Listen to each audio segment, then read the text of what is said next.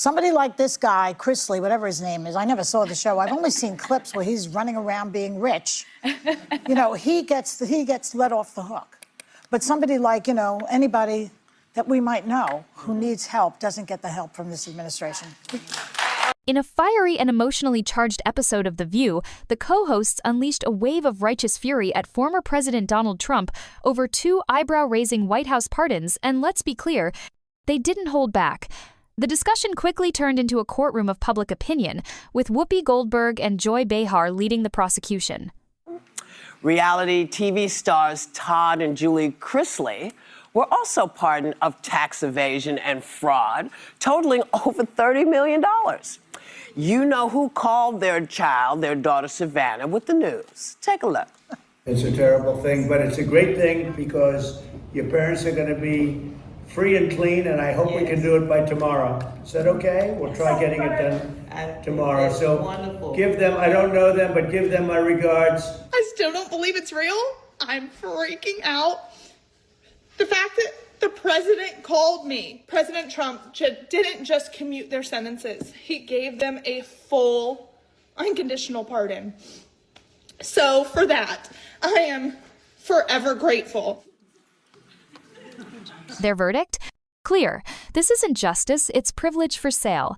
The controversial pardons of reality stars Todd and Julie Chrisley, convicted of tax evasion and fraud totaling over $30 million, and Paul Walsack, pardoned after his mother funded a $1 million dinner at Mar-a-Lago, have reignited serious concerns about corruption, cronyism, and pay-to-play politics.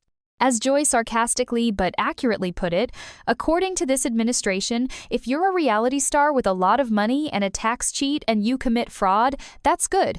We'll give you a pardon. Joy didn't stop there. She drew a devastating comparison between the treatment of wealthy elites and the marginalized.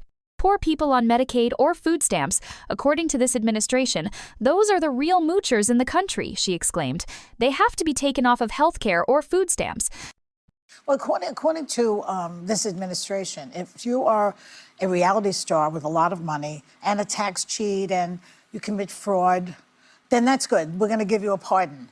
But poor people on Medicaid or food stamps, okay, according to this administration, those are the real moochers in the country, and that they have to be taken off of health care or food stamps.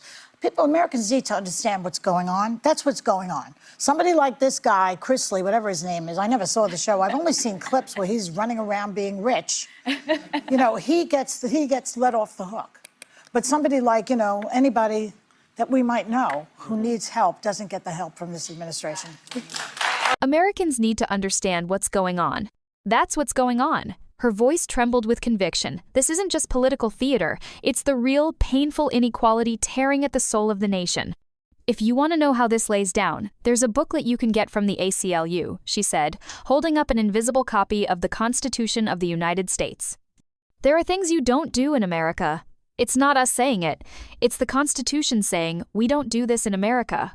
See, because there are things you don't do in America that Constitution says it. It's not us saying it. It's saying we don't do this in America. Wow. I get that your whole family has figured out a way how to make money from the country. I get it. Okay. That's what you do. That's what you've always done. But what I don't like is that you get pissy with other people who are doing the same thing. Either it's not good for everybody or it's good for everybody. Somebody make up their mind.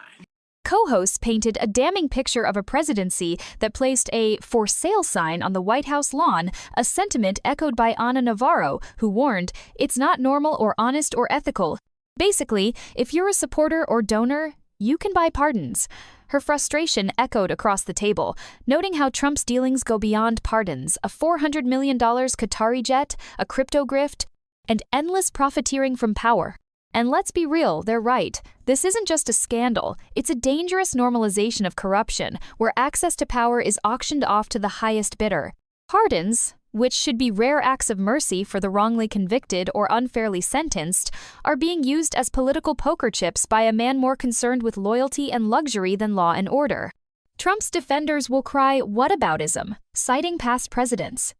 But, as Sarah Haynes wisely noted, The man who chases two rabbits catches neither. The strategy of flooding the zone with scandal after scandal has created a numbing effect, but that's exactly the danger. You yell at everything, nobody hears anything, Sarah warned. There's a strategy to picking your battles. Because the pardoning of millionaires, while everyday Americans are criminalized for poverty, is not just unfair, it's immoral.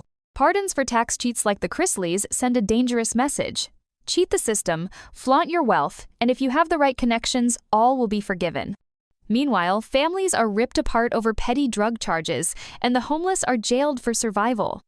As Joy so sharply put it, somebody like this guy, Chrisley, he gets let off the hook. Anybody we might know who needs help doesn't get the help from this administration, and Anna drove it home. Alice Johnson doesn't have millions of dollars to donate.